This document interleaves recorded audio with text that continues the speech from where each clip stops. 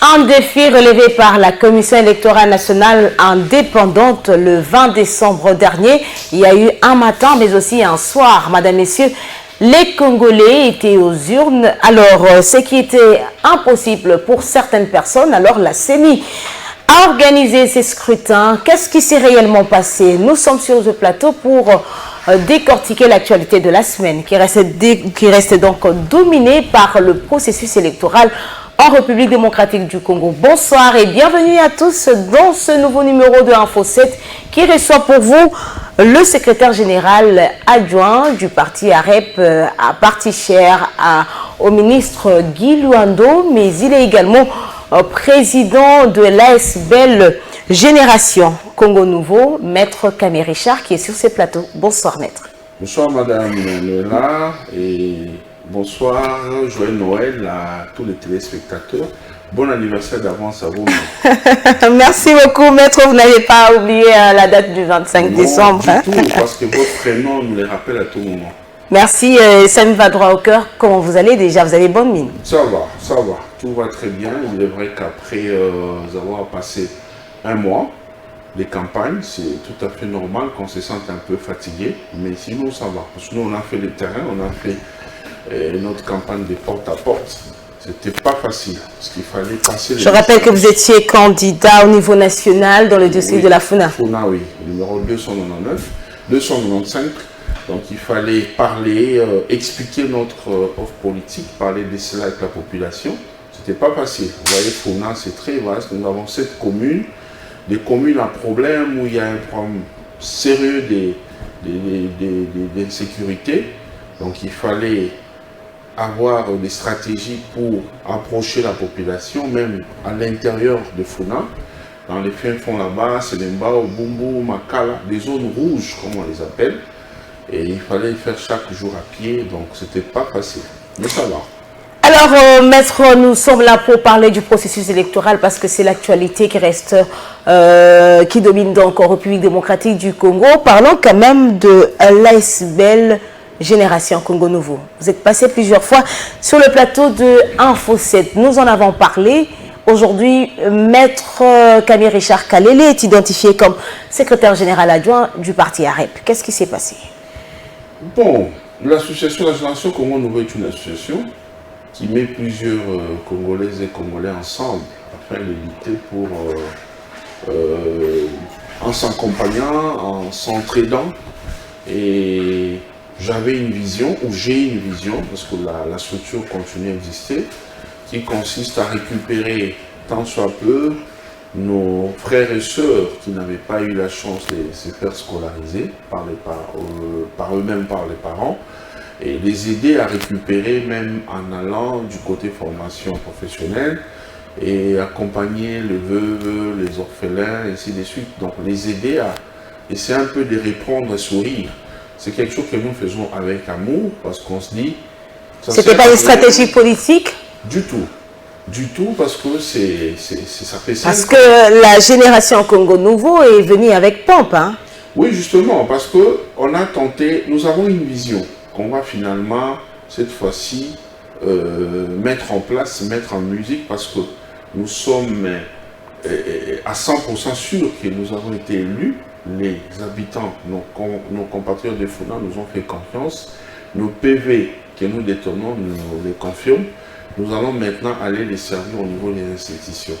Mais puisqu'on avait raté en 2018, cette chance ou cette occasion de servir, on avait vous êtes un candidat malheureux de 2018. Oui, on avait décidé de servir la population en étant en dehors des institutions. Donc je faisais les députés, j'étais dans la plaidoirie pour la population de manière extra-parlementaire. Et je l'ai fait pendant 5 ans. Ce n'est pas ici que je vais m'arrêter. Donc la Génération Congo Nouveau va continuer à exister. Et parce qu'elle a fait ses preuves et ça a été apprécié par... Mais alors, pourquoi avez-vous décidé d'embarquer dans le bateau de la REP alors que c'était mieux parti pour vous, selon certaines personnes, avec la GSN? Justement, c'est ce que je suis en train d'expliquer. La GSN est une association. Donc là, ça ne pouvait pas vous donner mandat d'aller au niveau... Ok. Possibilité de me faire aligner dans un parti politique parce que les partis politiques à qualité le parti politique est qualifié pour se muer à tout moment en regroupement politique, comme ce fut le cas avec... Et qu'est-ce qui vous a attiré à la REP? Ce qui m'a attiré, c'est que d'abord, nous avons la même vision. Nous avons la même façon de voir les choses avec son Excellence le ministre d'État Guy Ndomboyo. Nous sommes épris du sens élevé du patriotisme pour notre pays. Et nous avons de l'amour sans forcer, nous avons le socialisme. Dans notre sens, ça coule dans nos veines. Et ça coule dans vos veines. Oui, nous sommes proches de la population. J'ai vu que ce que je fais avec mes maigres moyens, avec les moyens du bord, c'est ce que lui fait également dans son haut niveau. Vous voyez? Donc, mieux vaut venir fédérer les efforts parce que nous avons la même vision. Pour le bien-être des Congolais. Justement, au lieu d'avoir 1000 partis politiques, mieux vaut se mettre ensemble, militer dans un même parti où vous avez l'amour du pays, l'amour du prochain pour permettre à la population de voir son avenir devenir radieux. C'est un peu dans ça. Donc, c'est une question de conviction. Et comme vous savez, ce n'est pas une SPL qui peut gérer un pays. C'est la politique. Il fallait être au sein d'un parti politique. Il fallait absolument venir. Et son Excellence Mineta Guy Ndomboyo, que je salue en passant, nous a honorés en nous plaçant comme secrétaire général adjoint du parti en charge de l'inspection. Aussitôt arrivé dans le parti, directement, vous avez ce poste? Bon, là, c'est dans les secrets du chef. Hein? Donc, il sait pourquoi. Il y a des raisons qui ont milité à ça. Je ne peux pas m'étaler à ça. Alors, Maître Kane Richard Kalele, avant de prendre le premier dossier, la GSN aujourd'hui se trouve dans combien de provinces? La GSN est partout. Dans les 26 provinces? Oui, ça j'ai toujours dit et c'est vérifiable. Je suis dans les 26 provinces. Et nous évoluons normalement. Il est vrai qu'au début, ce n'était pas facile lorsque j'avais commencé parce que j'étais le seul à financer. Mais maintenant, il y a plusieurs personnes qui ont compris que c'est une machine de transformation au profit des Congolais. Et plusieurs personnes commencent à prendre certaines choses en charge, surtout au niveau des provinces. Il y a des endroits où on nous a donné des sièges, des salles de formation. Il est vrai que pour... former, c'est toujours moi qui paye les enseignants et tout ça parce que j'ai une ligne que je donne, je recrute, je forme. Comme je vois, je sais un peu beaucoup en province, je m'en occupe. Mais il y a des endroits qu'on nous a donnés gratuitement par des membres, il y a des endroits qui sont payés par des membres. Donc la GSN continue à faire son chemin tranquillement. Alors, madame, messieurs, c'est pratiquement la fin de l'année 2023. Il y a eu certainement de bonnes choses comme des mauvaises choses qui ont marqué les fonctionnements des entreprises, des partis politiques, de structures. Alors, prenons ces dossiers, nous allons faire un bilan de l'année 2023 sur ce plateau.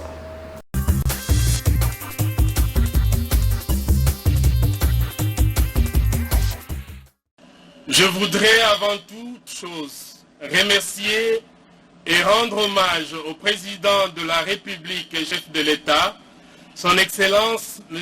Félix Antoine Tshisekedi Tshilombo, pour son esprit d'initiative dont nous saluons les fruits ces jours et surtout son souci permanent d'améliorer l'état de santé de la population à travers son programme d'action dans le secteur de santé basé sur la couverture santé universelle. Je voudrais également remercier Monsieur le ministre. La grande communauté de l'hôpital général est aujourd'hui honorée d'être bénéficiaire de ces précieux projets de reconstruction, de rénovation et de modernisation. Que toutes les stratégies de la couverture santé universelle se déploient pour garantir un avenir radieux à cet hôpital, débutant par une application de maternité gratuite, malgré vents et marées, la maternité gratuite à l'hôpital général est restée une réalité vivante.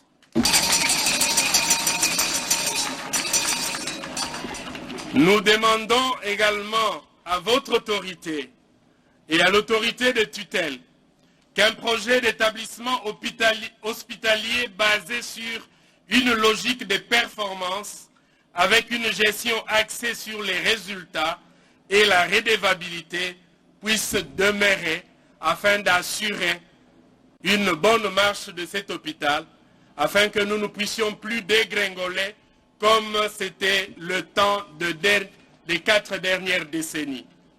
Que vive la République démocratique du Congo, que vive le ministère de la Santé publique, Hygiène et Prévention, que vive l'hôpital général désormais Centre hospitalier universitaire Renaissance, que vive le président de la République. Je vous remercie.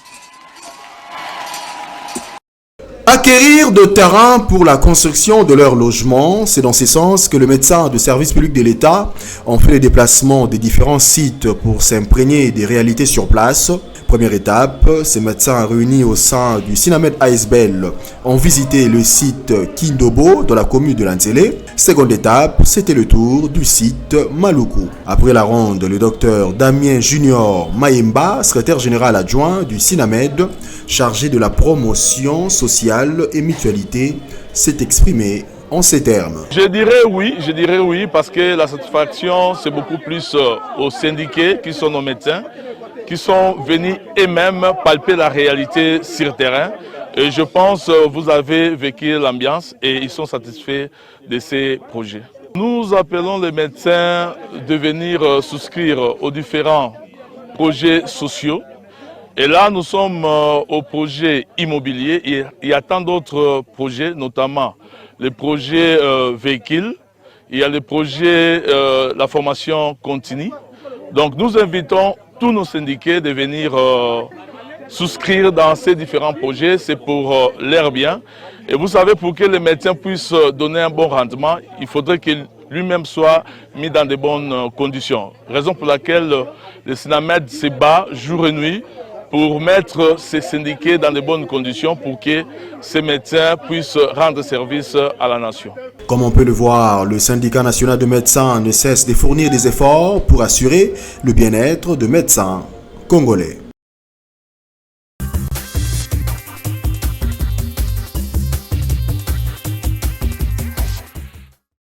« 2023, c'est dans quelques jours la fin de cette année. Pour accueillir l'année 2024, Maître Camille Richard, certainement cette année, vous avez mené beaucoup d'activités. Quel bilan dressez-vous de l'année 2023 pour la GCN? Bon, ça n'a pas été facile, hein. Vous savez, c'était une année électorale. Généralement, les politiques profitent de la veille des élections. Quand je parle de la veille, j'ai fait déjà allusion à quelques mois plus tôt. Ils commencent déjà à être dans des manœuvres genre séduire la population par les présents, et ainsi de suite. Alors cela a fait que plusieurs de nos membres, de nos militants, avaient commencé un peu à sécher dans des activités parce qu'ils devaient aller répondre à des endroits où on leur devait. On pouvait leur donner quelque chose à mettre dans la poche, un $10, et ainsi de suite. Ce sont des pratiques que nous combattons, mais certains de nos membres, la majorité d'ailleurs... Est-ce que vous avez gagné les paris? Oui, nous avons gagné parce que j'ai transformé plusieurs Kuluna, plusieurs Combien? jeunes. Non, j'en ai plusieurs. Hein, j'en ai plusieurs. D'abord, ici à Kinshasa seulement, j'ai plus de 7000 fiches d'adhésion, vérifiables.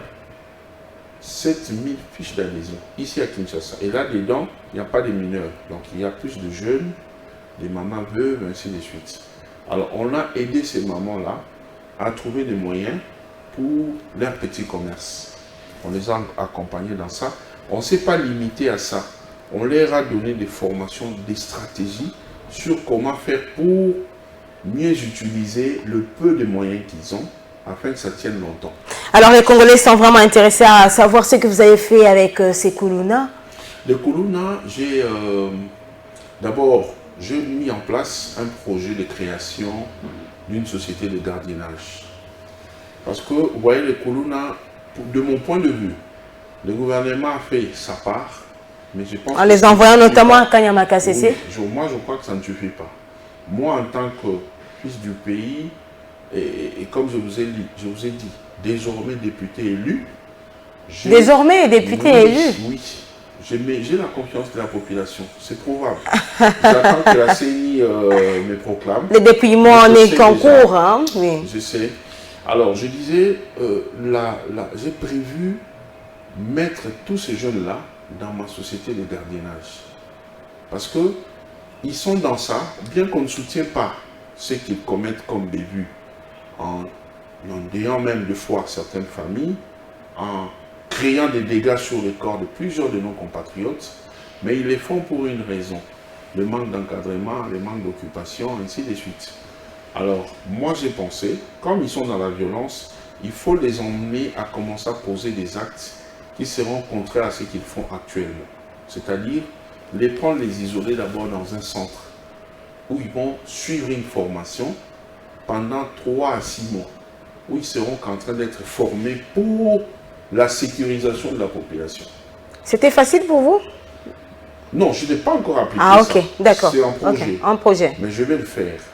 On va les mettre là-bas pendant 3 à 6 mois, où ils ne verront ni cigarettes, ni chanvre, ni drogue, ni rien. Ils verront rien, ni même pas la bière. Ils vont rester là-bas en train de suivre une Donc c'est un formation. projet en cours. C'est un projet en cours, mais qui évolue très bien. Alors, suivre la formation sur la sécurisation. Deuxièmement, passer le temps à faire des prières. Parce qu'on ne doit pas ignorer l'aspect spirituel. C'est très important. Je respecte les religions. Vous allez mener des pasteurs là-bas, c'est ça? Pas du tout. Je respecte les religions de tout le monde. Nous sommes un pays laïque. Là-bas, on va demander à chacun de prier selon sa conviction confessionnelle. Mais ils vont passer le temps à nettoyer leur état spirituel, mais aussi à suivre la formation, à se former pour devenir des hommes. Parce que quand quelqu'un ne prie pas, c'est-à-dire cette personne ne reconnaît pas Dieu. Or, quand on reconnaît Dieu, on a tendance à craindre Dieu et à éviter à faire certaines choses. Maintenant, quand on vous forme, c'est un peu en quelque sorte comme une formation militaire. Ça loge en vous des grés ou des forces, une certaine discipline. Et quand le spirituel répond à ça, vous verrez que la personne sera complètement transformée. Alors, quand ces jeunes vont revenir, ils vont revenir avec un contrat de travail pour travailler comme étant gardiennage, agent de gardiennage devant les boutiques, devant les magasins, comme ça se fait habituellement. Mais ils auront également le rôle de travailler au niveau des maisons communales. Nous négocions ce partenariat avec l'État pour qu'eux soient maintenant en train de traquer les autres. Oui, parce qu'eux savent les méthodes, comment ça se passe. Alors, on va maintenant leur demander de faire le contraire de ce qu'ils faisaient. Et vous verrez que Koulouna, le phénomène Koulouna sera extirpé de notre société. Alors, qu'est-ce que vous faites à ce jour? Vous les identifiez? Oui, on procède à l'identification jusque-là depuis plusieurs mois déjà. Mais ceux-là qui sont là, il y en a plusieurs que moi je prends. Mon épouse est douée du côté spirituel. Elle prend le temps de prier avec eux, leur prêcher, leur parler de la part de Dieu. Ils sont en train d'échanger.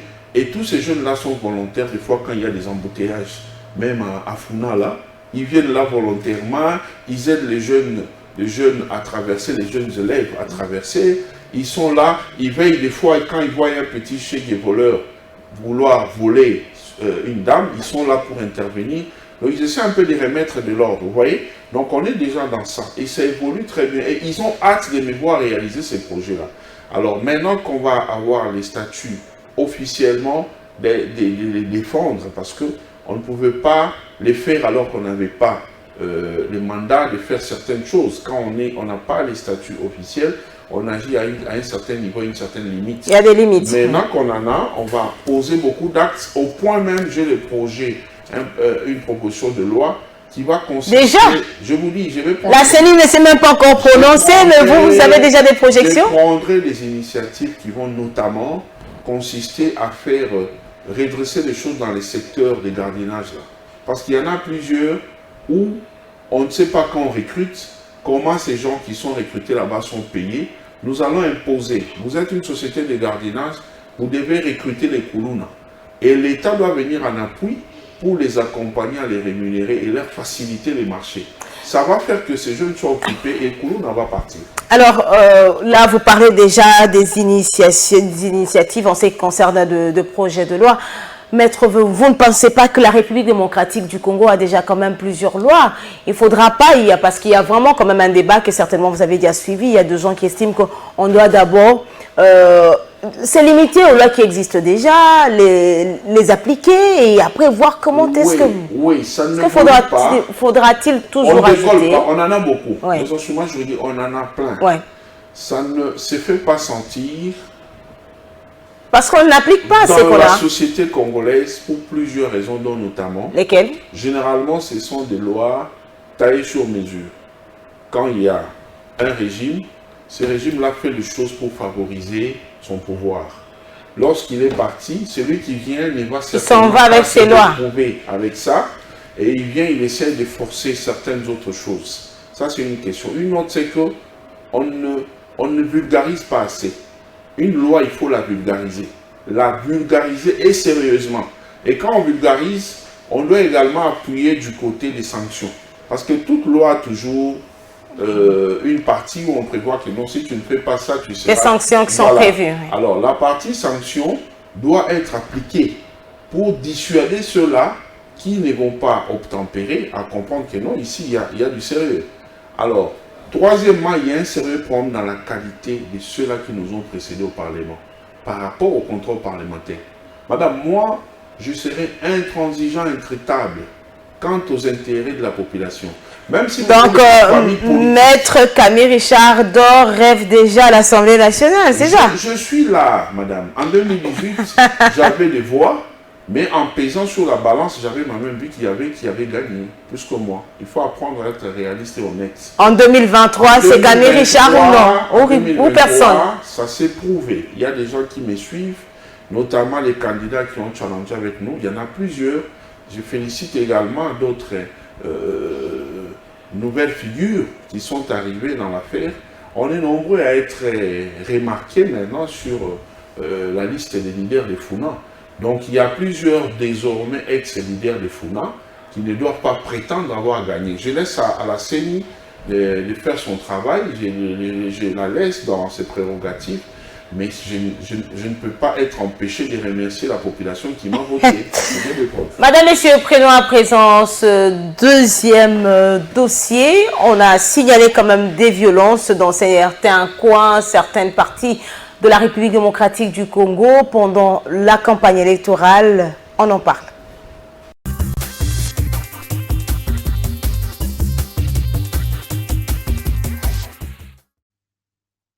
Ya liboso boye baboye dollar ezali mbongo ya Congo te biso mbongo na biso eyebani ezali nini voilà eloko ezali ko affaiblir franc congolais ezali po biso moko bana ya mboka Congo soki ozwi mwa franc congolais na maboko okimi mbango ke koluka dollar ozopesa dollar makasi ozolembisa franc congolais eloko moke ya kosomba lokola loso lokola masango lokola maniok biloko oyo biso moko tolonaka awa na Congo tolingi koluka badola po toimporte uta bamboka mosika nga nalingi lisusu makambo wana te yango wana politike na biso ezali ya kolona na kati ya Congo kosunga ba agriculteur oya biso ko bakisa production na bango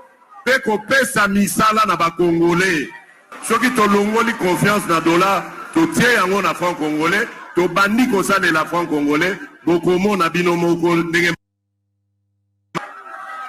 yango naza koloba na bino boza na patience to le kanano likambo oyo ya bitumba ekangi biso le 20 décembre to le kakaka étape wana to kota na mbula sika 2024 bomo na ndenge makambo ekotambola kitoko to bandi programme na biso o ya 145 territoires ezali programme pona kotombola Congo mobimba to kotelemisa Congo yango nazoloba na bino bosalanga confiance bopesa ngai bavoix tokende liboso.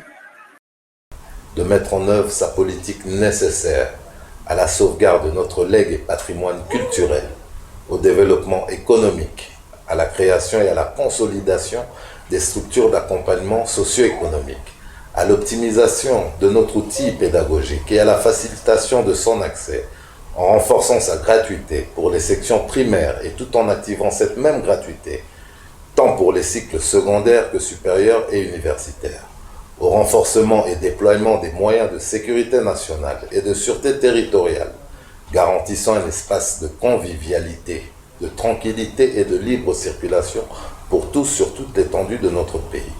Et bien entendu, de voter les budgets nécessaires à l'exécution de ces points, non exhaustifs certes, mais indispensables à l'émergence urgente de l'état de droit garantissant une vie et un avenir meilleur pour chaque Congolaise et Congolais, quelle que soit sa religion, sa situation géographique, son origine et sa condition sociale.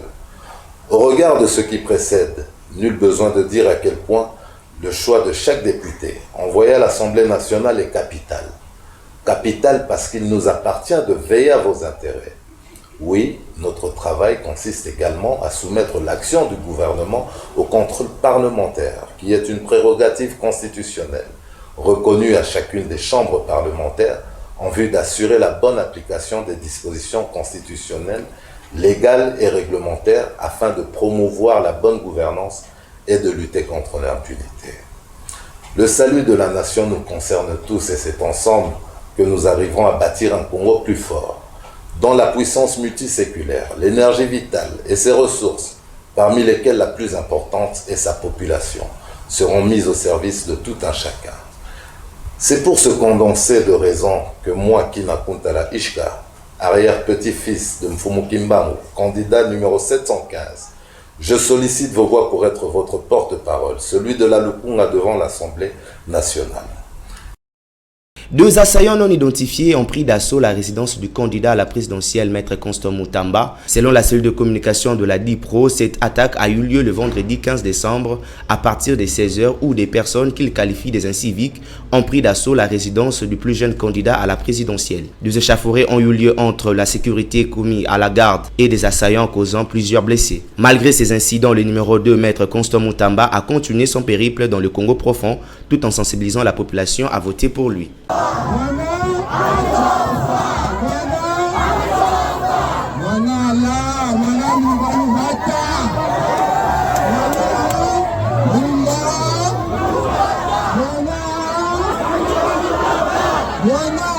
Il s'y est de noter que l'homme que le jeune appelle affectueusement Lumumba promet la gouvernance de la rupture avec les anciens visages.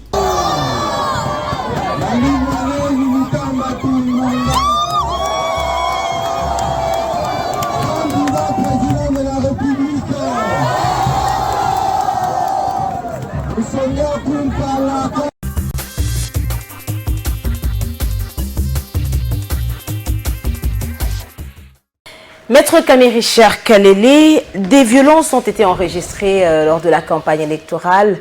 N'y avait-il pas moyen de les éviter? Écoutez, c'est comme on dit toujours, hein, la foule est imbécile. Lorsqu'il y a plusieurs personnes dans un endroit donné, chacun avec ses ambitions, ses idées, ses pensées, les troubles ne manquent pas. Même au marché, là où nous allons des fois pour se ravitailler en produits pour la famille, nous savons qu'il y a des fois des troubles, des petits problèmes, les gens peuvent se cogner. Ça ne manque pas là où il y a beaucoup de gens. Nous condamnons la violence, nous condamnons tous ceux-là qui sont passés faire du mal aux autres pour des raisons, des intérêts de leurs candidats. Ça, nous condamnons. Et j'ai même vu sur la toile, je ne sais pas si c'est vrai ou c'est faux, une dame se faire violenter. Ça, je condamne avec la dernière énergie. On ne peut pas faire du mal à un être humain, même à un homme, pas seulement à une femme. Tout être humain a ses droits qu'il faut aussi observer. Donc, si quelqu'un n'est pas de votre obédience politique, vous ne pouvez pas aller loin jusqu'à se mettre à porter la main sur lui. Déshabiller la dame. Ça, donc, je condamne et je demande à la justice de faire son travail. Ces gens-là, je pense qu'ils sont identifiables. La justice doit se saisir de ces dossiers pour remettre cette dame dans ce droit. C'est pas normal. Alors, On a vu, la CENI l'avait bien dit, c'était un délai bien défini, la fin de la campagne électorale. Mais curieusement, jusqu'à la date du 20, il y avait des affiches. On a même vu des affiches de Maître Camille Richard sur 24, alors que c'était déjà la fin de la campagne. Qui avait donc la charge d'enlever ces affiches? Parce que ça faisait débat. Ben écoutez, les affiches qui ne se placent pas très haut, à une hauteur difficilement accessible, je pense que ça a été enlevé même avant minuit. Ça a pris fin le 18. Oui, le 18. Ça a déjà été enlevé. Déjà à partir des 17, on commençait déjà à tout démonter, ainsi de suite. Donc il y a des gens qui n'attendaient que cette date-là pour récupérer. J'ai passé même moi-même devant mon effigie et j'ai vu quelqu'un en train d'enlever, démonter les bois et tout. Bon, j'ai seulement souri et je suis passé. Parce que qu'est-ce qu'on peut faire? On ne sait pas faire. Mais il y a eu quand même des affiches qui sont restées jusqu'au 20 décembre. Justement, les affiches qui sont restées, même jusqu'au maintenant, là, il y en a. C'est comme je vous ai dit, il y en a qui sont placées très haut. Mais qui devrait les enlever? Non, mais c'est automatique. Et puis, ce n'est pas seulement cette année que cela est arrivé. Donc, vous avez contrat avec une agence d'affichage. C'est à l'agence, ils sont chargés. Mais est-ce que les gens qui ont laissé des affiches peuvent être sanctionnés? Parce qu'on parle de la fin de la campagne électorale. Je ne pense pas, madame. Parce qu'une affiche qui reste, par exemple, sur 24, alors que les élections sont déjà passées, ça dérange en quoi? Non, mais ça dérangeait avant la date du 20. En principe, la loi doit être respectée. Oui. C'est prévu qu'on enlève. Quand on n'a pas enlevé, si ce n'est pas fait à dessein, ça peut se comprendre. La preuve est que tout ce qui était tout très proche de la population, toutes les affiches placées vraiment à terre pratiquement ont été enlevées. Celles qui sont restées encore en place, je crois, c'est lié peut-être à l'organisation des agences. Du point de vue de la loi, c'est pas normal, mais ce n'est pas non plus une fatalité. Alors, Maître Camille Richard, vous étiez sur terrain, vous avez suivi le processus électoral, la campagne électorale. Quelle est votre analyse?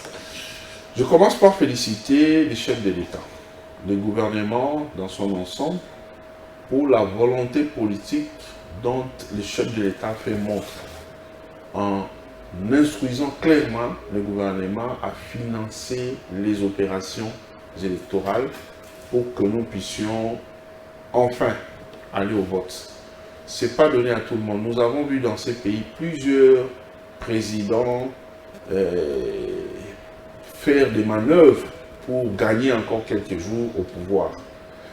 Pas seulement chez nous, dans plusieurs pays d'Afrique ici, c'est la maladie des présidents africains. Alors le président Félix Tshisekedi a fait montre d'une démocratie naturelle en lui. Quelqu'un d'autre ne pouvait pas faire ça. Il pouvait négocier une transition de 6 mois, d'une année, de 2 ans, comme certains candidats les sollicitaient.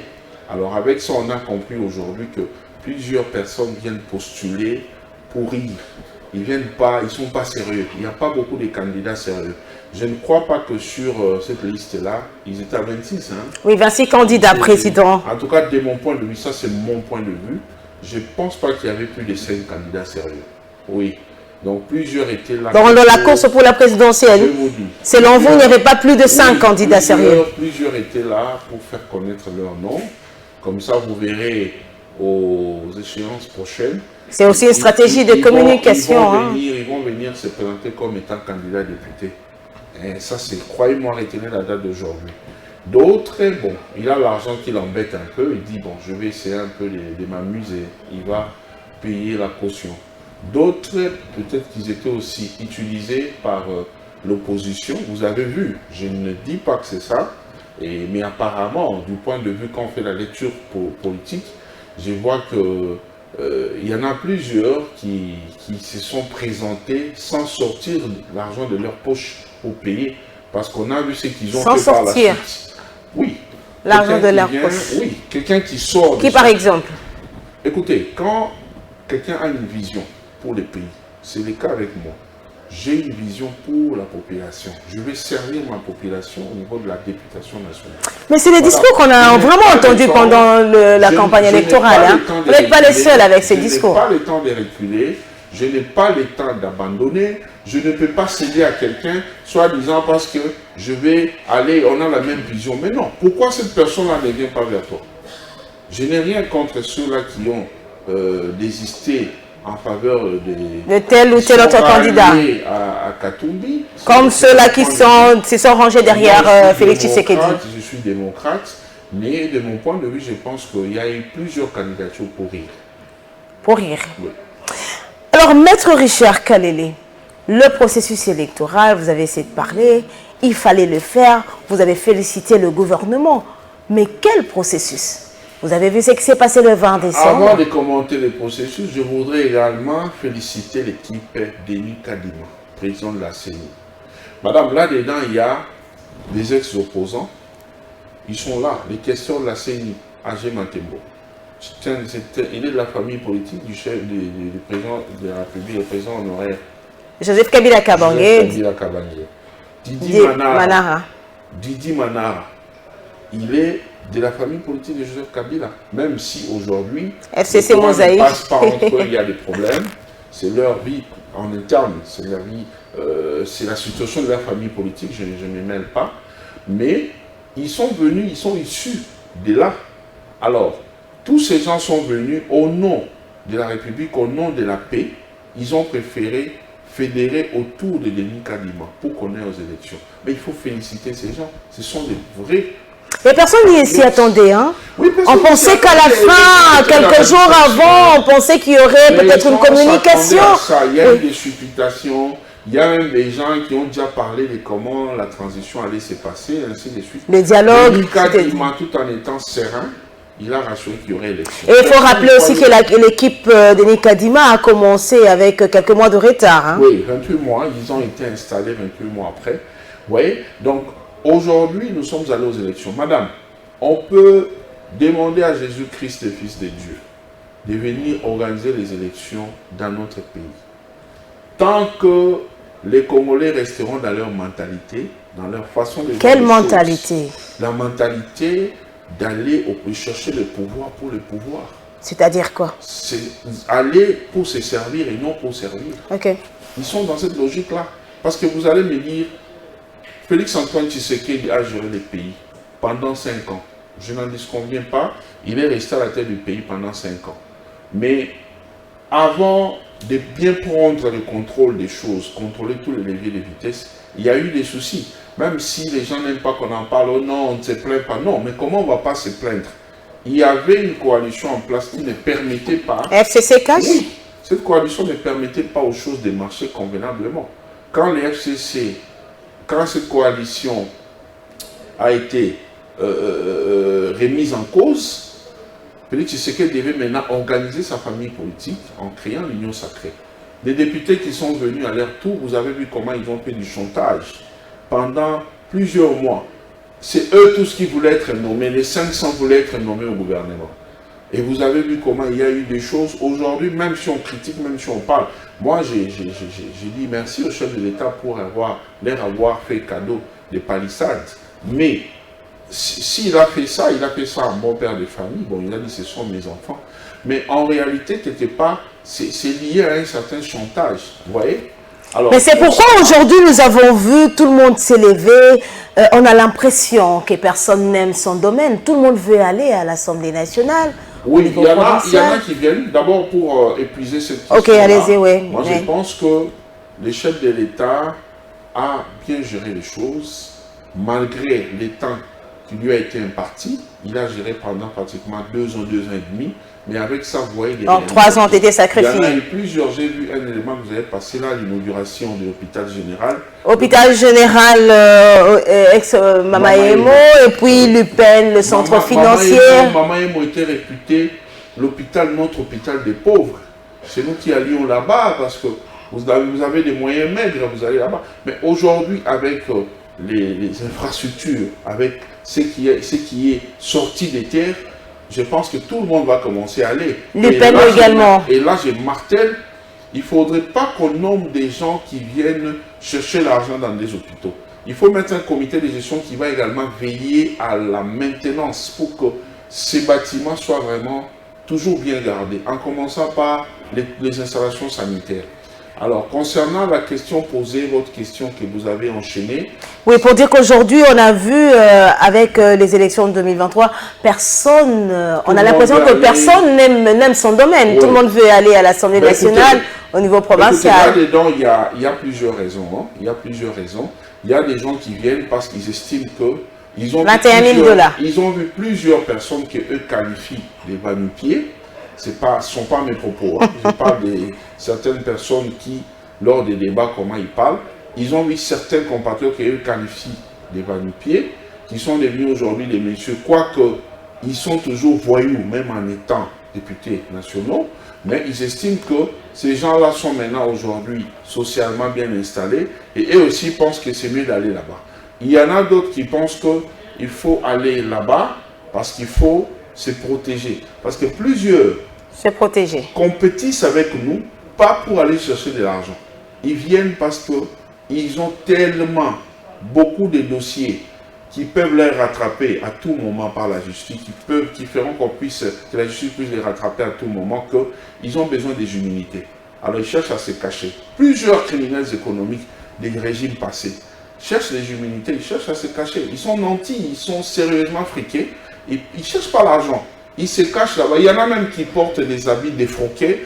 Vous les verrez là, surtout s'il est déjà un peu vieux, il vient là. Vous les voyez comme si, a commis aussi là. Non, c'est un millionnaire. Mais il a besoin des immunités pour se protéger. Parce qu'en vivant à l'étranger, vous vous sentez vraiment étranger.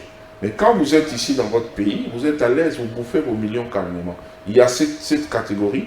Mais pour chuter, il y en a plusieurs, hein, des catégories, mais je vais chuter. L'autre catégorie, c'est celle des gens comme nous. C'est celle des gens comme nous. Qui partaient pour servir. Je pars pour servir. Le gens comme le feu Thomas Lokondo. Oui, Madame Noëlla, ça fait très mal au cœur de voir, parce qu'en réalité, nous sommes tous des laissés pour compte. Nous sommes tous des laissés pour compte. Et cette situation nous est imposée par la volonté des impérialistes. Ceux-là qui aiment considérer l'Afrique comme étant une prison à ciel ouvert. Alors là-dedans, nous sommes laissés pour compte de la classe supérieure et de la classe inférieure. Et là-dedans, de la classe supérieure, c'est peut-être vous autres là, nous autres, nous essayons de travailler un peu, nous nous battons. Alors le peu que tu gagnes quand tu as 100 000 francs, tu as le laissé pour compte de la seconde classe. Qu'il faut, auprès de qui il faut des fois aller pour aider, pour servir. Résoudre certains problèmes. Pendant la période festive ici. Alors c'est tout le monde qui t'appelle, et les habits, et les manger, et tout ça. Maintenant, le peu que tu as, au lieu d'avancer pour te développer, investir aussi aux besoins, tu es maintenant obligé, parce que nous sommes africains, nous sommes bantous, tu es obligé de prendre le peu que tu as, commencer à résoudre les problèmes des autres. Au lieu de demeurer dans cette situation-là de manière continuelle, mieux vaut aller imposer le respect de la Constitution. Parce que la Constitution... Pour que cela puisse bénéficier à tout le monde. Oui, parce que même si on dit que notre Constitution doit être changée, et je serai parmi les gens qui vont initier ça au Parlement, on doit changer de Constitution. Ça ne s'accommode pas, ça ne répond pas vraiment aux réalités de chez nous. On devra changer de république. Mais ce n'est pas ça le sujet d'aujourd'hui. Mon sujet ici, c'est que la Constitution prévoit quand même les droits et devoirs.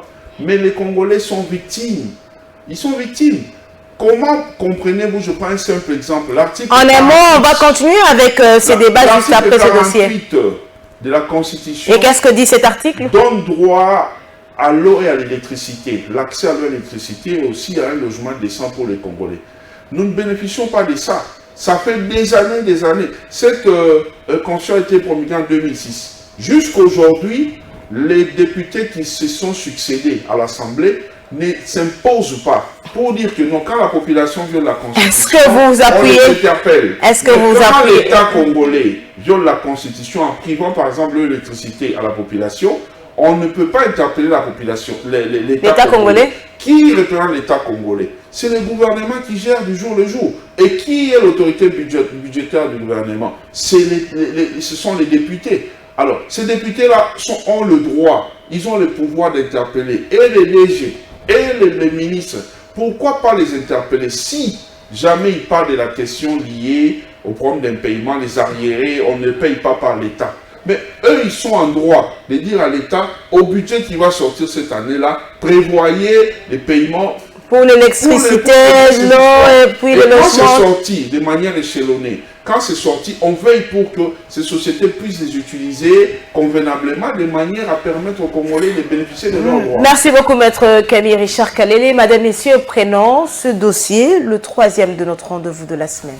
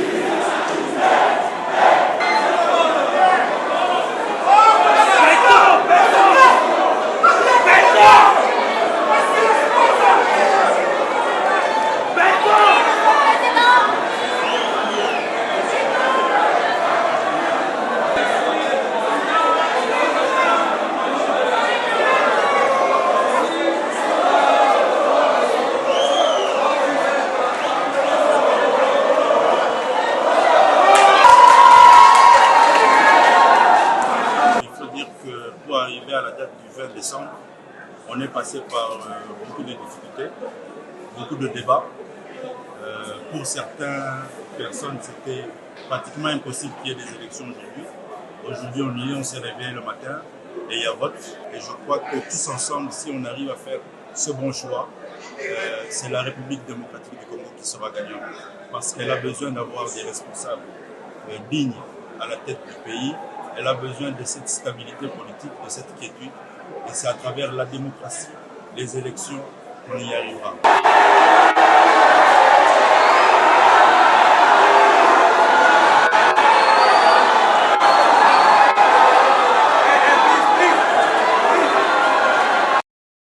Dans ce communiqué, ces candidats présidents ayant soutenu Moïse Katumbi estiment que les problèmes logistiques connus ce mercredi constituent la preuve d'une planification d'une fraude électorale par les pouvoirs en place.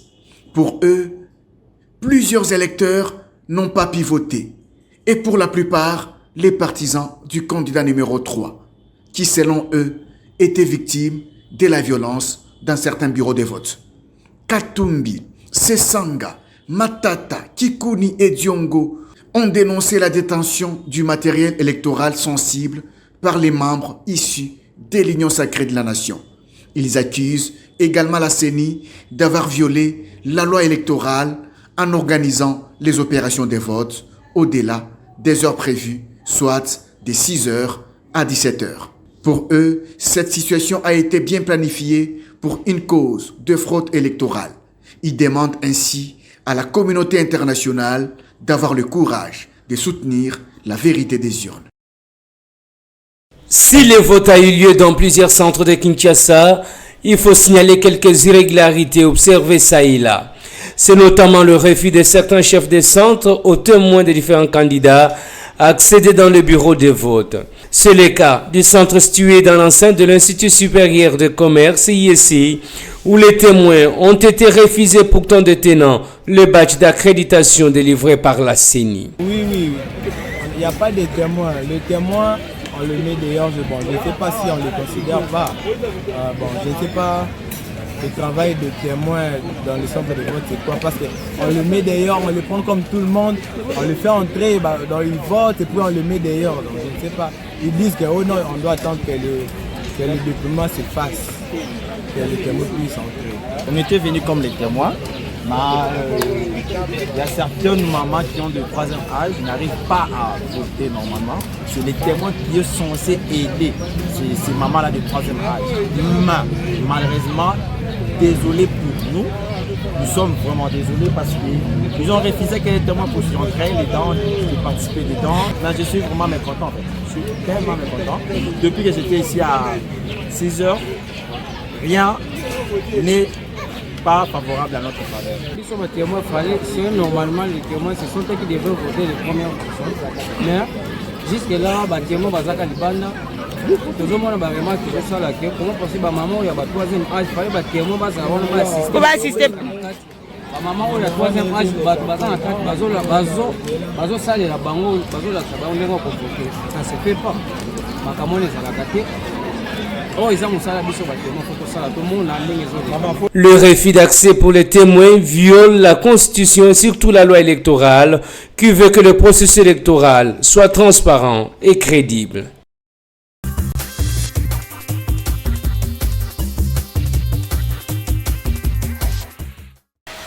Alors, processus électoral le 20 décembre 2023, des voix s'élèvent pour dénoncer la fraude électorale. Vous êtes d'avis avec ces observateurs, Maître Richard? Bon, madame, écoutez, je n'ai pas de preuves. Je ne sais pas soutenir cette thèse-là. Il y a eu plusieurs dysfonctionnements, ça on ne peut pas nier. Et ce n'est pas la première fois que cela arrive dans notre pays. Il y a eu pire que ça. Mais la CENI avait promis d'apprendre des erreurs du passé. Non, il y a beaucoup d'améliorations, madame. Lesquelles, par exemple? On nous a fait enrôler pendant 4 mois. Tous les Congolais, même de l'étranger, étaient enrôlés. Il a quand même fait ses preuves. Il faut le féliciter. Il ne faut pas attendre toujours après la mort de quelqu'un pour reconnaître ses mérites. Kadima a montré qu'il est un parmi les grands, si pas les premiers, les meilleurs de tous les Congolais en la matière. Les meilleurs de tous les Congolais? Oui, je pense. Alors que de l'autre côté, surtout du côté de l'opposition, on parle des élections chaotiques. Non, mais c'est normal. Ce sont les jeux de la politique, non? Comment l'opposition peut croire? C'est en Europe, hein, dans les pays de la vieille démocratie, où on sait se taire lorsqu'on estime que le pouvoir a bien géré les choses. Mais en Afrique, généralement, on ne se tait pas. On cherche à parler même lorsqu'on n'a rien à dire, rien à reprocher. Les œuvres humaines, dans le monde entier, les œuvres humaines ont toujours des imperfections. Ça peut arriver. Mais de manière générale, il y a eu élection. Et les Congolais ont montré leur satisfaction en venant massivement voter. Il y a eu des problèmes dans plusieurs sites, dans plusieurs bureaux. Des fois, les machines sont arrivées en retard. À certains autres sites, il y a eu un problème des puces, ainsi de suite. Mais ce sont des choses qui se sont gérées. C'est d'ailleurs la raison qui a fait qu'on puisse rallonger jusqu'au jour suivant, le jeudi. C'est comme ça qu'il... Et il y a des voix qui estiment que cette façon de faire de la CENI, c'est en violation. Est-ce vrai?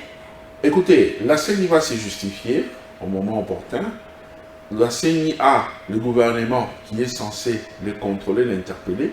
La CENI doit des comptes même par rapport à la gestion de l'argent qui lui avait été confié. Donc moi je pense que pour le moment, si nous aimons notre pays, on doit d'abord donner la chance au processus qui est en train d'évoluer. On ne peut pas vouloir avoir un processus, c'est ça le souhait, avoir un processus parfait. Mais malheureusement, ça n'existe pas. Dans le monde entier, ça n'existe pas. Il y a eu des problèmes aux États-Unis. Pourquoi aujourd'hui même Donald Trump a des soucis avec la justice? C'est par rapport à ce qui s'est passé lors des élections en France, aux États-Unis. Ça arrive dans beaucoup de pays. Actuellement, il y a même plusieurs pays de l'Europe, de l'Afrique qui ont la même... Mais est-ce qu'on devrait avoir des problèmes même à Kinshasa? Personnellement, j'étais dans plusieurs centres, bureaux de vote. Aucun de ces bureaux n'a ouvert à 6 heures, comme annoncé. Madame, moi, si je ne prends pas parti pour la CENI, Je ne suis pas porte-parole de la CENI. En tant que patriote, je regarde tout ce qu'il y a de bien, je soutiens. Même le jour où l'opposition posera un acte patriotique, un acte qui soutient la République, j'acclamerai. Alors pour certaines personnes, un acte aussi patriotique et qui soutient la République, ils estiment qu'on doit réorganiser ces élections. Bon, là, c'est une folie. Là, ce n'est pas aimer les pays. Et ce sont certains candidats présidents, on retrouve dans le lot Théodore Ngoï. Ce sont des candidats, c'est comme je vous ai dit, il y a plusieurs types de candidatures. Il y a eu des candidatures pour rire, il y en a eu pour se faire connaître, il y en a eu pour se faire maintenir, il y en a eu, parce que si je ne m'aligne pas, ça serait une honte, je vais essuyer la honte, je dois quand même aller. Il y a eu plusieurs cas. Pour moi, les candidatures, vraiment les gens qui sont venus de manière sérieuse, il n'y en a pas plus de 5. Et parmi eux, il y avait un seul qui était plus sérieux, c'est Félix Antoine Tshisekedi Tshilombo. Parmi les candidats au niveau les 5 présidentiel. Que j'estime avoir été quand même des gens qui se sont engagés sérieusement. Et quand je parle de sérieusement, c'est pas forcément, parmi eux, il y en a aussi qui ont battu campagne, qui se sont coupés en 1000 morceaux, qui, en tenant mordicus, accédaient à la magistrature suprême, alors que même la nature, par rapport même à certaines réalités, la nature leur reproche cette ambition. Il y en a plusieurs, je ne vais pas aller dans le détail. Mais ce qui est vrai que la population congolaise a montré sa maturité en votant utile. Vous avez vu vous-même, moi j'étais dans les bureaux des votes. Ce n'est pas Et comment ça s'est passé de votre côté? Madame Noëlla, ce n'est pas parce que je suis membre de l'Union Sacrée, ce n'est pas parce que je suis membre des AREP, mais c'est parce que j'ai vu des réalités. Et qu'est-ce que vous avez vu? J'ai constaté que Félix Antoine Tshisekedi Tshilombo a été voté, comme on dit, massivement. À Kinshasa, on dit qu'il a été voté en... Et ça s'est bien passé dans vos bureaux ou dans vos centres? Tout était calme. Tout était calme. Tout était tranquille. Les gens entraient, votaient et sortaient tranquillement. Tout ce qui a dérangé, c'est peut-être l'arrivée tardive des machines. Ça, on doit reconnaître. Et la CENI devra nous fournir des explications claires en temps opportun par rapport à ça. Mais en dehors de cela, la CENI a fait son travail. Il faut féliciter Kadima. Il a travaillé... Et puis après plus de 30 ans, on est passé même aux élections au niveau communal. C'est ça, madame. Au niveau communal, les Congolais vivant à l'étranger, ont voté. Ce sont des choses à féliciter. Il y a un écran qui vous montre la tendance, comment ça évolue. On donne les résultats. Non, écoutez, il faut seulement être soit quelqu'un qui ne porte pas la République, ou quelqu'un qui n'est pas de la République, ou carrément quelqu'un qui ignore tout, ou carrément quelqu'un qui est aussi dans un autre cas, des raisons qu'on ignore, pour bouder Kadima. Aimer son pays, maintenant là, moi je pense qu'il faut accompagner Kadima dans ce qu'il fait jusqu'au bout du processus. On ne peut pas, même dans les spirituels, on ne désigne pas deux chefs à la fois. À chacun son tour. Félix Antoine Tshisekedi, il a fait son premier mandat. S'il y avait des soucis, on allait les constater. La population allait déjà réagir. Mais jusque-là, on a vu que tout est tranquille. Nous avons des téléphones, nous appelons partout. Comment là-bas chez vous? On dit c'est béton ou rien. À Kinshasa, ici, n'en parlons même pas. C'est béton. Il a battu tous les candidats à plate couture. Alors, on ne va pas dire que non, il y a eu des soucis, il y a eu des problèmes. Non. Dans l'organisation... Mais on vous accuse d'avoir organisé cette tricherie via des machines. Non, mais comment ça? On accuse l'Union Sacrée d'avoir organisé la tricherie. La population allait sortir pour réagir, parce que c'est déjà affiché dans les bureaux de vote. On a affiché, démontrant ou montrant comment Félix Antoine Tshisekedi Tshilombo les a battus à plate couture. Alors, selon vous, pourquoi certaines personnes s'élèvent pour crier à la tricherie et contester déjà les résultats? Nous n'avons pas d'opposition actuellement au pays. Nous avons une bande d'aigris. Il y a des aigris, il y a des gens... Donc Moïse Katumbi n'est pas opposant? Il y a des aigris. Il y a des gens qui évoluent, qui veulent faire la politique avec des ambitions démesurées.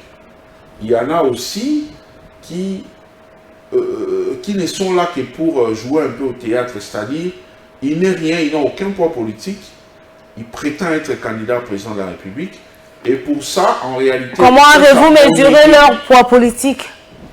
Non, mais c'est pas... Parce qu'on voit partout, c'est pas le résultat du vote, non? Quand quelqu'un a des gens, on sait le voir. Madame, on ne peut pas, nous tous ici, ça peut arriver à tout Congolais, à vous-même, de rêver briller la magistrature suprême. Mais quand vous regardez, vous voyez que ça ne va pas, vous devez vous taire.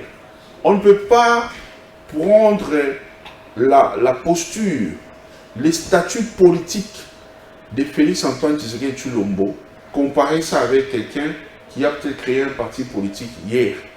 Félix Antoine Tshisekedi Tshilombo a hérité de ces statuts grâce à son père qui a payé un prix. Nous connaissons nous-mêmes qui est le grand coach en politique. C'est presque tout le monde au Congo qui dit « J'ai été coaché par Étienne Tshisekedi ». L'espace délimité. Qui est non seulement son héritier, qui est son fils biologique, mais qui dormait, qui s'est réveillé avec lui dans la même maison. Il a cette idéologie-là dans le sang. Il a bénéficié de ça de son père. On peut tout dire. Tshisekedi a derrière lui une machine politique écrasante, une machine politique imposante, devant laquelle n'importe qui ne peut pas venir oser. Alors, c'est parce qu'on a des millions qu'on peut prétendre étouffer le pouvoir de Tshisekedi. La population, oui, je sais qu'il y a beaucoup de choses à faire parce que les pays étaient vraiment dans un trou, comme on dit, en lingala, il y a un terme là qui dit la dienga, je crois. Les pays étaient vraiment détruits à un niveau infernal. Alors, il est en train de se battre pour essayer un peu de corriger les choses. Vous parlez du pays de RDC qui était déjà détruit, mais entre-temps, ceux qui ont géré estiment que la personne qui a détruit donc la RDC, c'est l'actuel régime. Il a détruit ça en faisant quoi exactement? Ils doivent expliquer. Parce que on parle plus de violation de la Constitution plusieurs fois sur ce plateau. Madame, écoutez, Félix Tshisekedi a trouvé ce pays avec un service appelé Inspection Générale des Finances, IGF, qui n'existait que de nom. Aujourd'hui, l'IGF fait son travail. Grâce à l'IGF, aujourd'hui, nous commençons à oser et nous réalisons des grands budgets. Nous, on parlait des milliards dans ces pays. Non. Même ceux-là, certains criminels économiques aujourd'hui qui veulent se transformer en opposants pour se cacher, faire du bruit comme ça, si on veut les traquer par la justice, et il dit non, il crie à l'acharnement. Il y a plusieurs qui se sont fait candidats président de la République. Maintenant là, les choses vont se normaliser parce que nous voyons comment les votes évoluent. Moi, je sais que Félix Antoine Tshisekedi Tshilombo sera réélu parce que les tendances déjà les démontrent. La justice qui a demandé attendre l'année 2024 pour certains cas, va à nouveau statuer sur les cas. Nous verrons encore quelles raisons les gens vont avancer, parce qu'on a entendu les gens ici parler d'acharnement parce qu'ils sont candidats. Les Congolais ont besoin de récupérer son argent. Madame, dans plusieurs pays du monde, nous parlons de comment on paye des sociales aux mamans. Notre hymne national dit « Nous peuplerons ton sol et nous assurerons ta grandeur ». Mais il y a des mamans, les gardiens de l'humanité, qui nous aident à avoir toujours des Congolais pour occuper les pays. Parce qu'il est tellement grand que nous sommes convoités par des voisins qui veulent ravir une partie. Alors les mamans qui nous aident à avoir ça, si un jour, grâce à la vision de Félix Antoine Tshisekedi Tshilombo, on parvient quand même à identifier toutes ces mamans-là, qui sont réellement mamans qui ont mis au monde, qui permettent aux Congolais de continuer à exister, au Congo d'exister. Si on les identifie et le ministère des Affaires sociales commence à payer une petite prime de la politique... À ces dames? Oui, à ces mamans? De la politique de natalité. Si on commence à leur payer quelque chose, comme ça se fait partout, même un 100 000 francs, même un 200 000 francs, où est le mal? Les VPM Liaou a déniché là-bas un réseau mafieux, des gens qui payaient, qui imposaient l'État à payer des fictifs. Alors, tout cet argent-là, toute cette somme-là, ce sont de l'argent qu'on peut orienter autrement. Alors, on améliore d'abord les conditions de vie des fonctionnaires de l'État qui sont réelles et voir comment on peut créer la possibilité d'ajouter quelque chose sur ce qui va rester. Commencez même à payer les problèmes. Maître, avant de prendre ces derniers dossiers, un mot, comment pouvez-vous interpréter cet engouement qu'on a vu le 20 décembre dernier? On voit que le Congolais, déjà, il y a certains que j'ai rencontrés à 6 heures qui étaient déjà devant leur bureau de vote pour exercer leurs droits constitutionnels. Oui, les Congolais avaient vraiment hâte d'aller voter. Et en votant, ils ont voté utile. Ils ont apprécié malgré les critiques, malgré tout ce que les millionnaires, parce qu'apparemment nous avons maintenant une opposition des millionnaires qui ne jure qu'au nom de leurs millions. Alors, les Congolais, avec la maturité, ils ont partout, il fallait bouffer de l'argent, ils ont bouffé ça. Parce qu'en réalité, c'est l'argent toujours venant, leur argent, qu'on avait détourné à un moment donné quelque part. Alors, les Congolais ont bouffé ça et ils ont voté utile. Moi, je parle des cas vécus ici, à Kinshasa. J'ai vu comment les gens votaient. J'ai appelé partout à travers les pays. J'ai suivi l'évolution. Madame, je vous dis, il n'y a même pas à discuter. Félix Antoine Tshisekedi Tshilombo a encore la confiance de la population. Et la population sait que si elle lui laisse le temps, il va améliorer beaucoup les situations. Alors, nous avons quand même vu aussi des communiqués qui viennent au-delà des frontières de la RDC qui contredisent d'ailleurs ce que pensent certains candidats en parlant de chaos et d'autres estiment au-delà des frontières de la RDC que ce n'était pas quand même des élections chaotiques. Madame Noëlla, on doit par moment avoir le courage de dire la vérité. Même si la loi peut donner certains avantages aux uns et aux autres, c'est pourquoi je vous dis que notre constitution doit être remplacée. Il faudrait qu'on en crée celle qui va répondre aux réalités de la RDC. Madame, moi je dis même au niveau des partis politiques, je vais faire initier ça, on va améliorer les conditions, on va modifier, on va ajouter beaucoup d'éléments. Pour être président d'un parti politique au Congo, il faut être d'origine congolaise. Ce n'est pas, il est congolais d'origine angolais. Non, je n'ai rien contre mes frères et sœurs des pays limitrophes. Donc vous soutenez la démarche de Noël Tchani qui était dans les pères et des mères? Noël Tchani avait limité ça au niveau de la présidence là-bas. Mais moi je pense qu'il faut commencer avec ça en amont. Donc même au niveau des partis politiques? Au niveau des partis politiques, nous exerçons déjà les pouvoirs. Un président des partis politiques, en réalité, c'est doit être congolais des pères et des mères. Quand on est président de parti politique, pour des partis qui sont organisés, il y a des réunions qui se tiennent sous forme de conseil des ministres. Il y a, pourquoi on nomme secrétaire national chargé de ceci, chargé de cela? En réalité, ce sont des ministres. Le secrétaire général d'un parti politique, c'est les premiers ministres. Ses adjoints sont des VPM, ainsi de suite. Alors, ça se gère déjà à ce niveau-là. Alors, quand on fait la politique, pourquoi? Pour accéder au pouvoir.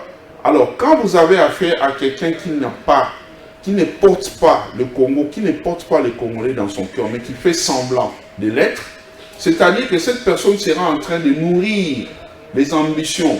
Et pour ça, il est prêt à pactiser même avec le diable. Alors, notre pour ses intérêts. Oui, on dit au grand monde des grands remèdes. Si on va améliorer, ça viendra avec le temps.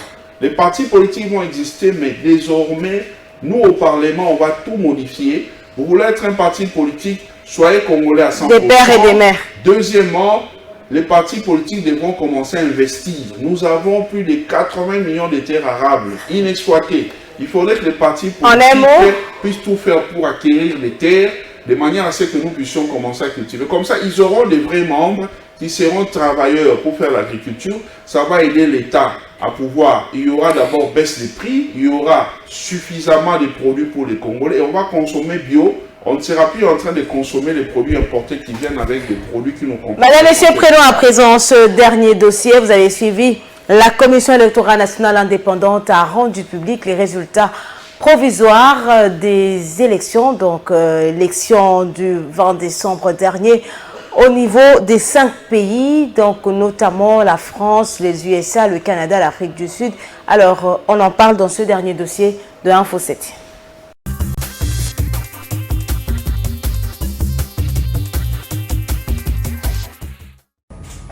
La mission d'observation électorale MOE SEMCO SCC a déployé ses observateurs dans tous les centres de vote prévus dans la cartographie électorale de la CENI, conformément à sa décision numéro 117 du 28 octobre 2023, portant publication de la cartographie des bureaux de vote afin d'observer, entre autres, l'aménagement et l'ouverture des bureaux de vote en ce 20 décembre 2023. Jusqu'à 9h40, heure de Kinshasa, la MOE SEMCO SCC a exploité les rapports reçus de 22,1% de ces observateurs déployés dans les villes et chefs-lieux de territoire, en entendant les données provenant des observateurs déployés dans le secteur et chefferie. Les rapports attestent 31,37% des bureaux de vote non ouverts, 45,1% des bureaux de vote où le dysfonctionnement du dispositif électronique de vote DEV a causé l'interruption du vote, 9,8% des bureaux de vote où les observateurs ont été interdits d'accès, 7,84% des bureaux qui ont enregistré des cas de violence, dont 5,88% des cas de bureaux de vote saccagés, 3,92% des bureaux de vote où les scrutins ont été perturbés par la pluie, 1% des bureaux de vote où les électeurs admissibles au vote ont été empêchés de voter. Au regard de ce qui précède, la MOE, SEMCO et CC recommande à la CENI de clarifier ce qu'elle compte faire pour les bureaux de vote non ouverts ou qui ont ouvert tardivement, considérant que le scrutin se déroule de 6h à 17h, heure locale, conformément aux articles 52 de la loi électorale et 64 des mesures d'application de la loi électorale. Nous, candidats président de la République, après avoir procédé à notre devoir civique, comme vous pouvez le voir, avons été témoins des faits d'irrégularité graves de l'opération de vote de ce 20 décembre 2023, irrégularités ayant été observées et constatées par nos témoins et par des observateurs électoraux ainsi que par les électeurs congolais eux-mêmes. En effet, un nombre significatif des bureaux n'ont pas été ouverts car n'ayant pas reçu leurs kits électoraux. De nombreuses machines n'ont pas fonctionné. Certains bureaux ont reçu du matériel électoral destiné à d'autres bureaux. Plusieurs bureaux ont été saccagés ou brûlés par des électeurs pour des soupçons de fraude par des agents de la CENI et certains candidats. Des candidats ont été interpellés par la population et livrés à la police pour détention illégale de machines et ou des bulletins de vote déjà remplis. Plusieurs milliers de fausses cartes ont été découvertes chez certains candidats. Plusieurs électeurs n'ont pas retrouvé leur nom sur les listes attestant que le fichier électoral n'est absolument pas fiable. Il appert de ces faits d'irrégularité et même de dysfonctionnement que tous les électeurs ne sauraient effectuer leur vote ce 20 décembre 2023. L'opération de vote n'aura été qu'un simulacre dont les résultats ne concerneront que des électeurs de quelques bureaux de vote. En conséquence, nous appelons le peuple congolais, la CENI, le gouvernement, la SADC, l'Union africaine et la communauté internationale, 1. à constater qu'au matin du jeudi 21 décembre 2023, les élections générales prévues au 20 décembre 2023 n'auront pas eu lieu, comme le prévoit la Constitution et la loi électorale, à exiger la réorganisation de ces élections ratées par une CENI autrement composée à une date qui sera fixée dans les conditions d'égalité de toutes les parties prenantes. C'est ici, au centre Bossolo, implanté au sein de l'Athénée de la Gombe, situé dans la capitale de la République démocratique du Congo, que la Commission électorale nationale indépendante a rendu public les résultats de vote des Congolais de la diaspora pour 5 pays, à savoir la France, la Belgique, le Canada, les États-Unis et l'Afrique du Sud. Ces 5 pays ont donné une majorité écrasante au candidat à sa propre succession, Félix-Antoine Tshisekedi. En Afrique du Sud, Félix Tshisekedi a obtenu 81% de voix. En Belgique, par contre, 75%. Au Canada, 72%, aux États-Unis, 78% et en France, 85%. 1697 voix, soit 85,58%, sur un total de votants de 1983. Suffrages valablement exprimés 1983. Taux de participation 34,6%. Anzouline Floribert, il a eu 0 voix en France. Baël Jean-Claude, 0 voix. Billet, 3 voix. Bolamba Tony, 0 voix. Boussé Falay, 1 seule voix. Diongo Franck, 1 seule voix. Fayoulou Martin, 101 voix. Ifoku Marie-Josée, 6 voix. Katumbi Moïse, 110 voix. Kazadi Rex, 5 voix. Kikouni 7, 1 seule voix. Majondo Patrice, 0 voix. Massam André, 0 voix. Matata Macon, 0 voix. Moudekereza Justin, 0 voix. Mukwege Denis, 50 voix. Moutamba Constant, 0 voix. Mouzito Adolphe, 2 voix. Ngalasi Adré, 3 voix. Gila Enoch, 0 voix. Notons par ailleurs que Moïse Katumbi occupe la deuxième position avec 584 voix, soit 11,01%, tandis que Martin Fayoulou a obtenu 202 voix, soit 3,81%.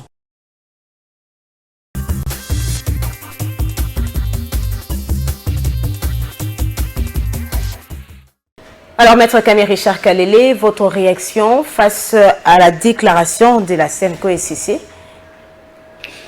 Madame, il y a beaucoup de choses qui sont considérées de mon point de vue comme inacceptables, mais qui avaient été acceptées jadis pour des raisons peut-être politiques, mais qui nous créent des ennuis aujourd'hui. J'ai beaucoup de respect pour l'Église catholique, beaucoup de respect pour l'ECC, mais en même temps, déjà, je vais expliquer pourquoi je leur dois beaucoup de respect. Ce n'est pas parce que ce sont des hommes de l'Église, mais c'est aussi et surtout parce que ce sont des gens qui investissent, ce sont des organisations confessionnelles qui investissent dans la société. Aller partout à travers les pays, je voyage, ECC oui, peut-être à 70%, mais l'Église catholique, même dans les fins fonds là-bas, dans des coins où peut-être même certains chefs de l'État ne sont jamais arrivés, mais l'Église catholique existe. C'est-à-dire, l'Église catholique a une certaine notoriété, l'Église catholique a de l'ancrage sur la population que nous pouvons, je pense qu'elle mérite respect, dû à son rang. Mais seulement, elle exagère. Et à quel point vous n'êtes pas d'accord avec elle? Elle exagère en se tapant ou en se donnant une place pratiquement, je peux dire, des PCA du pays. PCA du pays. C'était les conseils d'administration du pays. Parce que l'Église catholique prend toujours position avec autorité et maintenant elle a associé l'ECC. Elle a associé l'ECC. Oui, mais c'est ça. Parce que l'ECC, entre nous soit dit, n'a pas le poids de l'Église catholique. Mais elles se sont mises ensemble les deux églises pour des raisons qu'elles-mêmes connaissent. Ce sont les organisations des Congolais, localement ici, quoique ce soit des églises venues d'ailleurs, surtout parce qu'il y a l'Église catholique, mais je ne vois pas pourquoi elles ont toujours tendance à avoir de l'autorité, à faire une prise de position avec autorité, avec arrogance. Mais c'est parce qu'elle a déployé les observateurs. C'est là où je m'inquiète. Nous tous, on avait déployé les observateurs. Au moment où je vous parle ici, j'ai chaque jour des gens qui viennent chez moi, parce que quand vous faites travailler les gens, il faut être démoniaque pour ne pas leur offrir de l'eau à boire. Alors, je devais m'asseoir avec eux pour évaluer. Donc moi aussi, j'avais beaucoup de mes observateurs sur le terrain et on a eu le temps d'évaluer comment s'est passé les processus. À vous entendre parler, l'évaluation est positive de votre côté. Très positive, parce que nos témoins ont ramené les PV. Donc, il n'y a personne qui va oser voler nous voir. Notre victoire... Alors que l'Église aussi fait son travail à travers ses observateurs. L'Église, non, ça, c'est pas le rôle du travail de l'Église. Mais elles ont déployé les observateurs. C'est ce que j'ai dit. Ce qui est inquiétant, c'est que l'Église catholique n'a jamais été du côté du pouvoir. Autrement dit, pour l'Église catholique, tout ce que le pouvoir fait a toujours été mauvais. Chose qui n'est pas normale. Aucun prêtre n'est jamais devenu président dans ces pays. Parce qu'avant de critiquer Madame Noëlla, dans son rôle de journaliste, je dois avoir des notions. Est-ce que j'étais passé par IFASIC? Non. Comment je peux me mettre à vous attaquer, à vous critiquer continuellement? Vous voyez? C'est là où on sent qu'il y a une certaine animosité qui ne profite pas aux fidèles, aux Congolais fidèles membres de l'Église catholique. Et c'est pour quelle finalité alors? Moi, je pense que l'Église doit éviter, doit s'abstenir de toute déclaration incendiaire qui va dans le sens de diviser les Congolais. C'est tout ce que je peux dire à ce stade. Avec beaucoup de respect, je demande à nos pères spirituels de faire attention. Les Congo ont déjà assez de problèmes. Nous sommes entourés de plusieurs pays voisins ou pays limitrophes qui convoitent nos richesses. Alors, ils cherchent à nous diviser de l'intérieur pour entrer. Donc, que l'Église se méfie de ça. Ça, c'est de 1. De 2, pour ce qui concerne les déclarations des candidats présidents, mais ils doivent avoir pitié. Ils doivent avoir pitié du trésor public.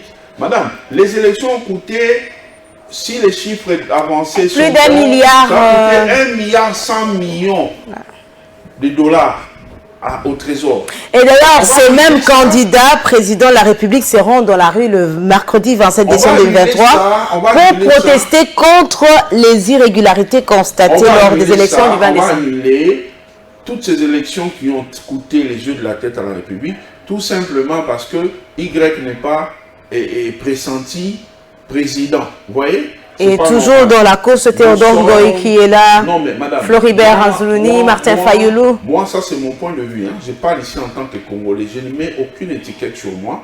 Mais je pense que plusieurs personnalités devront commencer à se présenter comme étant des indépendants. Vous voyez? Quand vous dites indépendant, ça vous fait respecter.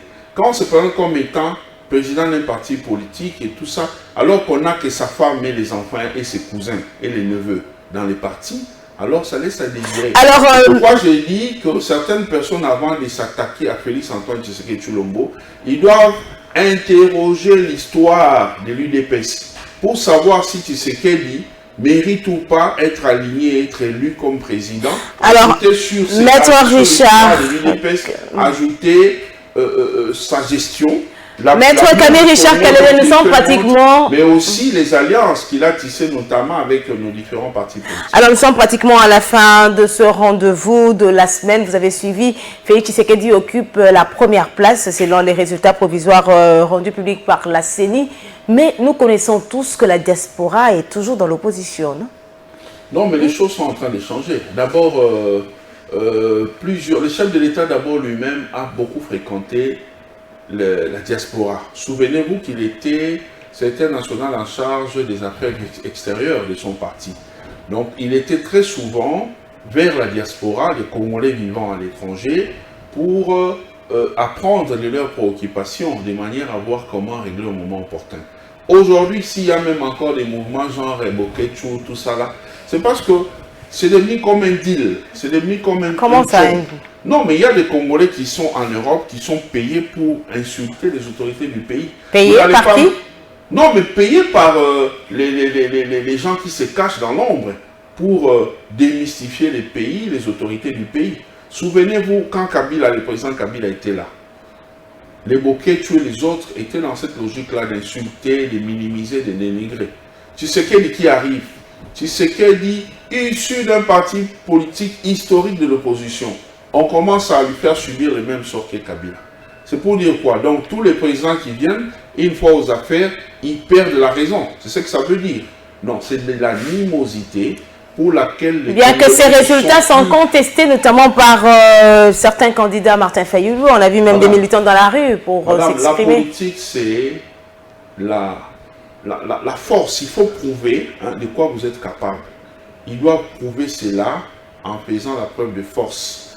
Vous avez les rapports de force, pardon. Vous montrez la base que vous avez en instruisant par exemple 1 million de Congolais de venir dans la rue pour contester, comme ça se faisait dans le temps avec l'UDPC et ses alliés. Alors le fait Ils contestent ça, mais les Congolais là qui ont voté sont tranquilles chez eux à la maison, ils attendent l'investiture. Alors le fait que certains candidats, Martin Fayoulou, Théodore Ngojo, Claude Baende, Denis Mukwege annoncent une marche pour le 27 décembre, alors qu'on attend les résultats définitifs. Est-ce une façon pour eux de consacrer déjà la victoire de Félix Tshisekedi? Madame, il y a plusieurs candidats qui demandaient les dialogues, la transition déjà avant.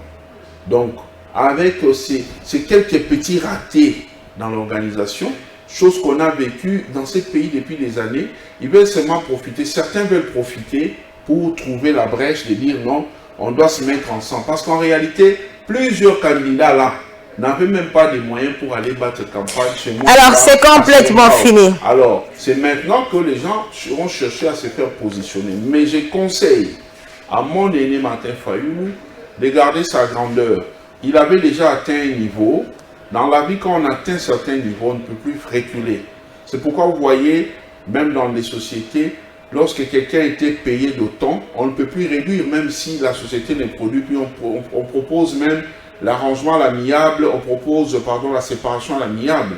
Parce qu'on estime que la personne était trop payée. Maintenant, là, comme on ne peut pas réduire, sauf quelqu'un qui n'a pas de personnalité va accepter qu'on réduise. Alors moi je pense qu'il doit voir les niveaux qu'il avait déjà atteints dans ces pays. C'était déjà une icône dans ces pays. Il doit éviter de se verser dans ce genre de déclarations. Alors Maître Kami Richard Kalele, c'est complètement fini. Vous avez quelques minutes pour vous adresser à cette population qui a encore eu le plaisir de vous écouter et de vous suivre dans Info 7. Simplement demander à la population de se calmer.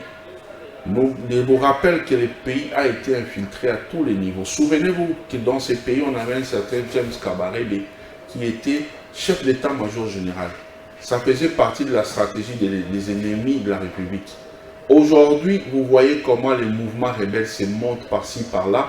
Et chose grave, même par des gens qui ont eu à diriger les opérations électorales dans ces pays. C'est pour vous montrer que, en réalité, plusieurs acteurs politiques cherche le pouvoir pour le pouvoir et non pour servir le peuple.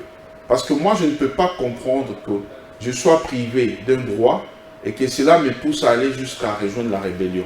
La population congolaise n'est pas habituée, ce n'est pas notre nature.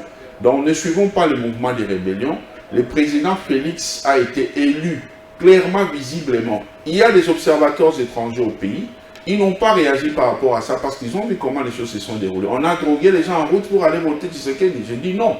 Tout le monde a voté en âme et conscience parce qu'on a vu, c'est pas où se trouvent les intérêts de la République. Ne suivez pas le mouvement des troubles. Restons tranquilles, restons calmes. Et si Maître Kami Richard Kalele n'est pas député national? Je le serai.